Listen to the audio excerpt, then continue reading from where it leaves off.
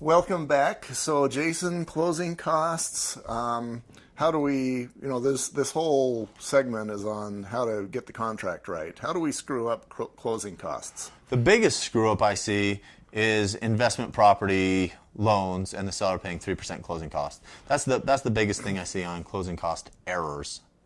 Which sounds like a huge error. I mean, right? Like you noticed that was wrong. You won't be able to get a loan. So these are things that are handy to know to make the loan go smoother. They can always be corrected. But the thing that you don't want to do is ask the seller for 4% seller paid closing costs. They only allow 3%, and then you just reduce the closing costs to meet the required limit. So if you know how much is allowed going into the loan, when you're writing the contract, you can write it just right. So real quick, government loans, FHA, VA, USDA, 6%. Conventional loans, 3%. 6% is the closing cost? It's max allowed contribution from the seller. From the seller. Right. Interested party contributions. So not that you can necessarily get it, but you can go up to 6% on government loans. Conventional loans with minimum down payment, it's 3%. If they're actually putting down more, conventional loans can have an increased seller contribution. Yeah, so I'm thinking, what if we do a 3% down loan and then we get 6% from the seller? Is that kosher? Yeah, if you're doing, well, if you're doing a 3.5% down, you can get 6% down from the seller because you could get an FHA loan. If you're getting 3% down, that would mean you're getting a conventional loan and you could only get 3% contributions from the seller. Now, if you did put 10% down on a conventional loan, then you can get more contributions from the seller. But this is one of those things, talk to your lender. The thing you want to do is just, like especially investment properties, 2% in closing costs oftentimes doesn't cover all the closing costs. So if they want to go with a minimum down, get your 2% seller paid closing costs and then talk to your lender about what he wants to do with the rate and if the buyer's going to cover those extra closing costs. Yeah, and I didn't know going into this that we were going to become a commercial for do the pre-qual, but that sounds like another reason for doing the pre-qual is then you're communicating with the lender and deciding which program you're going with so that you can what the closing costs are so that you can go chase the seller and work that out. Get them. So it's really nice to see the closing costs paid by the seller. It makes things work a little more smoothly. It doesn't have to be that way.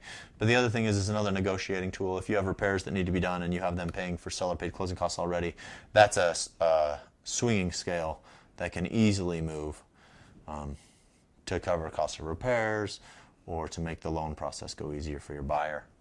All right. Yeah. So and then you said government loans 6%, and government loans is FHA, VA, HUD. USDA. And then you've got conventional loans at 3%. Typically 5% down. They do have a couple programs that allow 3% down. Okay. And then for investment properties, you said the closing costs that are allowed is 2%. Paid by the seller. Paid by the seller. The lender can charge, a bit more. Whatever he charges, right. but that's the maximum that can be paid by the seller. Yeah, by interested party, actually, so if gifts of commission, things like that, you got to stay within these limits. If you have the max seller paid closing costs, you got to also watch how much funds come from like the agent because there's a threshold you can't go over. Yeah, and I'm glad you mentioned that because we're not talking about just the seller. Maybe the agent is chipping in some money. Right. Like, again, the home that I sold a couple of years ago, the buyers were coming in from Samoa or somewhere, and their parents were the realtors, and they were actually chipping in 1.5%. Yeah. So if you got mom and dad, the realtor, chipping in 1.5%, does that mean that that other interested parties can only chip in a maximum of 0.5%? We'll cover that in another slide. This is mostly just for writing the contract right, so you know off the beginning. Mm-hmm. There are a few other things you need to be aware of if you're going to be contributing commissions towards a sale, and that's something that has to be cleared by the underwriter in the specific loan program. So that's a whole other topic. Okay, but I guess the total for other interested parties is 2%. On investment properties. On investment properties. Correct. Okay. All right. What do we got next? Next, we're going to talk about signatures. Signatures. How do you screw up a signature? You can do it.